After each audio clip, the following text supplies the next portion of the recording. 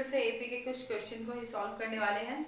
इसके बाद जो हमारा टॉपिक होगा वो हमारा सम से रिलेटेड होगा, सम ऑफ एन टर्म या और भी कुछ। ठीक है, आज सिर्फ एक दो प्रूफ देख लेते हैं पहले एपी से रिलेटेड।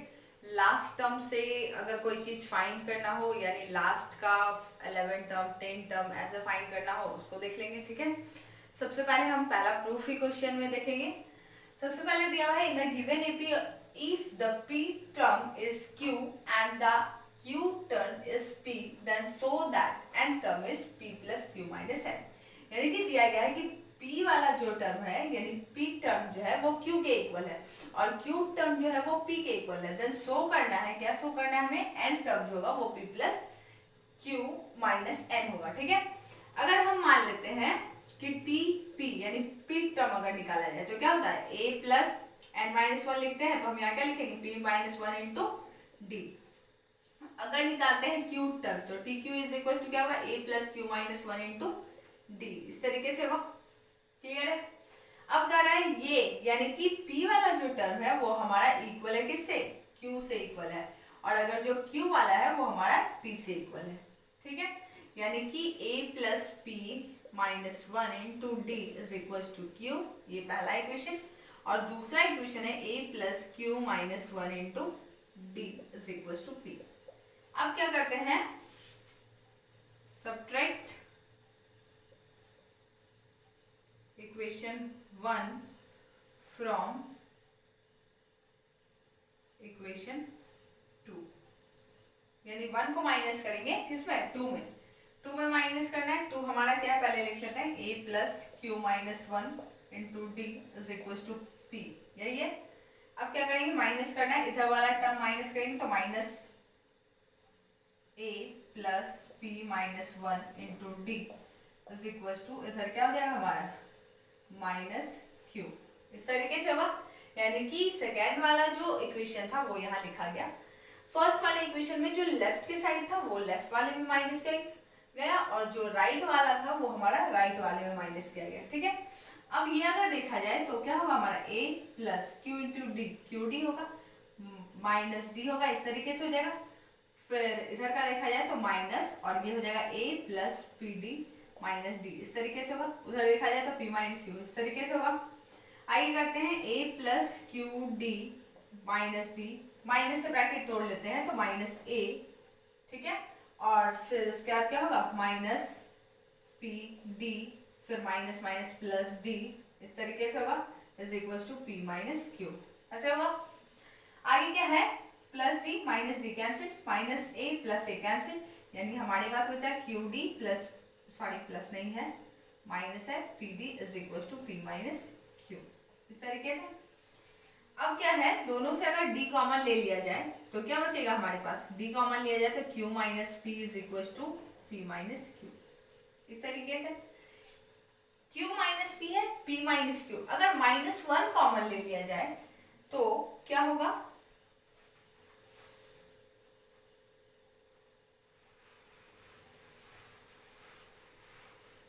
अगर माइनस वन कॉमन ले लिया जाए यानी कि हमारे पास है D Q minus P is equal to P minus Q. Minus one common लेते हैं यानी माइनस डी अगर कर लिया जाए तो ये जो p माइनस में था वो हमारा क्या हो जाएगा प्लस p, और q जो प्लस में था वो हमारा माइनस q। ठीक है, इस तरीके से होगा। अब minus D is equal to क्या हो जाएगा, p minus Q upon p minus Q, ये दोनों टर्म आपस में कैंसिल, वन आया, यानी माइनस डी की वैल्यू अगर वन आई है तो डी की वैल्यू क्या आएगी, माइनस वन आएगी। ठीक है, अब क्या था हमारा पहला इक्वेशन था, क्या इक्वेशन था, उस पर हम डी की वैल्यू पुट करेंगे, यानी कि d is equal to minus one. और पहला वाला इक्वेशन अगर देखा जाए तो हमारे क्या था, टी पी था, फिर a p minus one into D, यही था। ठीक है, और ये किसके इक्वल था, q के इक्वल था। पुट करते हैं, a plus P minus one into D is equal to q है a plus P minus one, d की value minus one is equal to q, then a plus p into minus one minus p minus minus plus one is equal to q, इस तरीके से हो जाएगा। a की value अगर निकाली जाए तो q, ये p उधर जाकर प्लस में, 1 जाकर माइनस में, यानी a is equal to p plus Q minus 1। अब a और p निकल गया है, a और d ये दोनों निकल गया है, तो हम क्या n टर्म को निकाल सकते हैं, फाइंड कर सकते हैं। तो n टर्म फाइंड कर लेते हैं। क्या होगा, tn is equal to a plus n minus 1 into D, इसी पे वैल्यू पुट करना है। a की वैल्यू है p प्लस क्यू माइनस 1, ये वाला, plus n minus 1, n minus 1 ही रह जाएगा। d की वैल्यू -1 से इसे मल्टीप्लाई करेंगे तो p प्लस क्यू माइनस 1, ये हो गया। इधर हो जाएगा -1 से multiply, -1 into n minus n, minus minus plus 1, p plus Q minus 1 minus n plus 1, इस तरीके से होगा। 1 माइनस 1 ये cancel, p plus Q minus n आ गया। p plus Q minus 1 proved हो गया।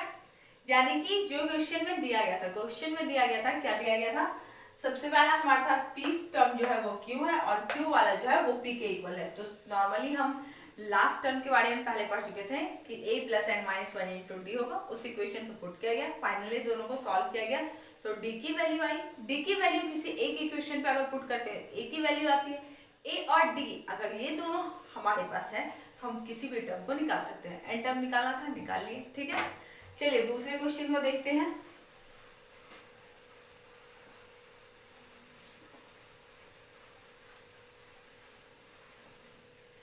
दूसरा क्वेश्चन हमारे पास है,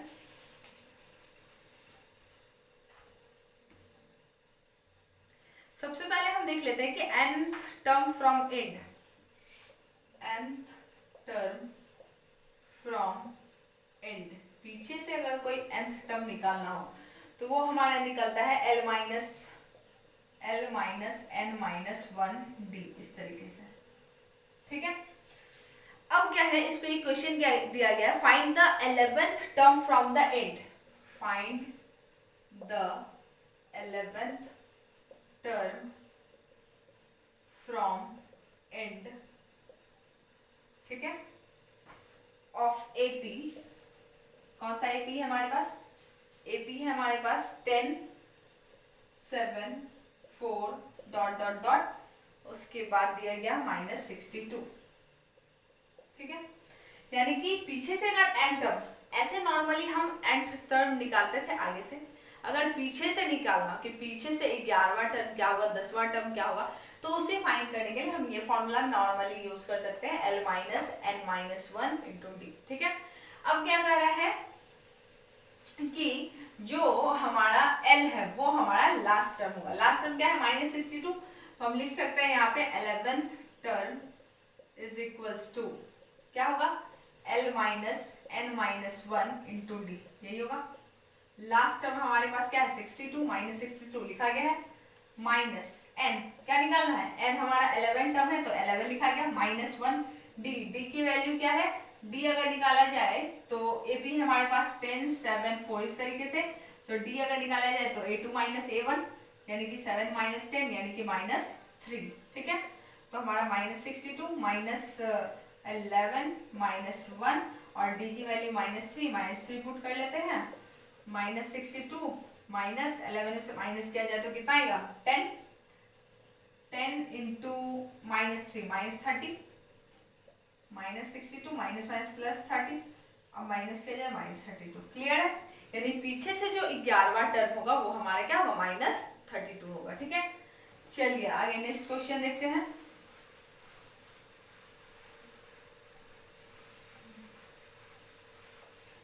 नेक्स्ट क्वेश्चन है, how many digits 3 digits number, how many 3 digits number, how many 3 digit numbers are divisible by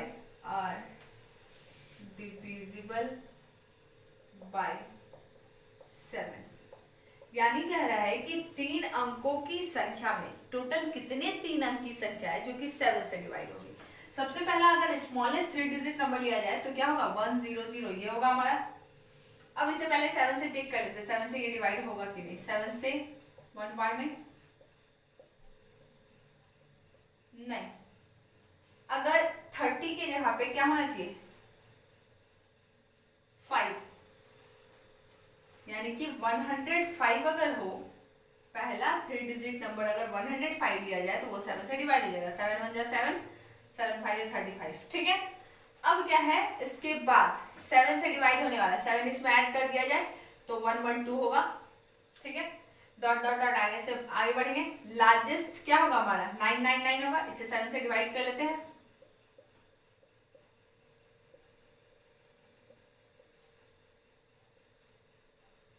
यानी कि 5 रिमाइंडर बचा, अगर 5 इसमें माइनस कर लिया जाए तो 994 वो हमारा क्या होगा डिवाइड हो जाएगा 7 से।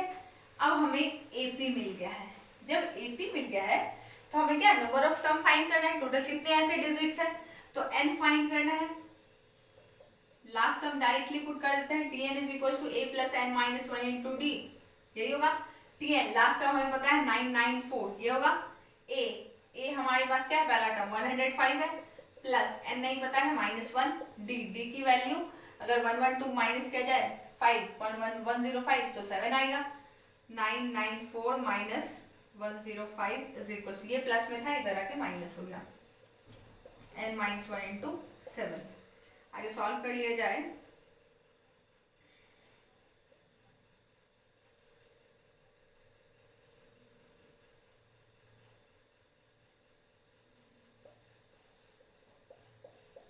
ये 7 यहाँ मल्टीप्लाई में धरा के क्या हो जाएगा डिवाइड, 889/7 इस तरीके से 7 से डिवाइड किया जाए तो 7 1 जा 7, 127 हो गया, यानी कि n minus 1 is equal to 127, then n is equal to 127 plus 1, क्योंकि ये माइनस में था उधर जाके प्लस, ठीक है। यानी कि टोटल नंबर ऑफ टर्म्स जो होगा वो 128 होगा, ठीक है। चलिए तो आगे एक और क्वेश्चन वैसा ही देख लेते हैं थोड़ा।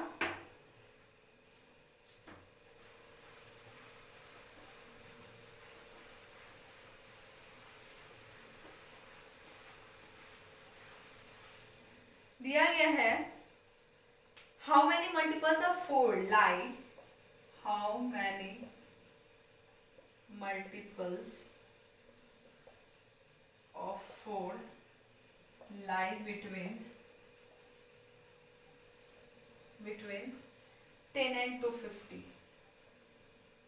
इस तरीके का अगर क्वेश्चन हो तो बताना है कि 10 और 250 के बीच में टोटल 4 के कितने मल्टीपल्स होंगे। तो सबसे पहला 10 तो 4 से डिवाइड होने वाला नहीं है, 10 के बाद कौन सा ऐसा डिजिट है जो कि 4 से डिवाइड हो जाएगा, तो 12 है। 12 के बाद क्या होगा, डॉट डॉट आगे बढ़ेगा, 250 को अगर देखा जाए 4 से डिवाइड करके 4 6 जा 24, 4 2 जा 8, यानी कि रिमाइंडर 2 बचा है, 2 माइनस कर लिया जाए उसमें तो यानी 248 फुल्ली क्या होगा 4 से डिवाइड हो जाएगा। अब हमें क्या चाहिए, टोटल कितने ऐसे नंबर हैं जो कि 4 से डिवाइड हो सकते हैं। तो नंबर ऑफ टर्म निकालने के लिए डायरेक्टली हम क्या लास्ट टर्म का यूज करेंगे, तो हमारा होगा tn is equal to a plus N minus 1 into D, इस तरीके से होगा। अब क्या है लास्ट टर्म 248 दिया गया है, a हमारा 12 है, n माइनस 1 d क्या हो जाएगा 4 होगा, 2 यहाँ प्लस में इधर आके माइनस, इस तरीके से होगा। 8 में से 2 minus 6 3 2 is equal to n minus 1 into 4 यहाँ मल्टीप्लाई में इधर रख के डिवाइड,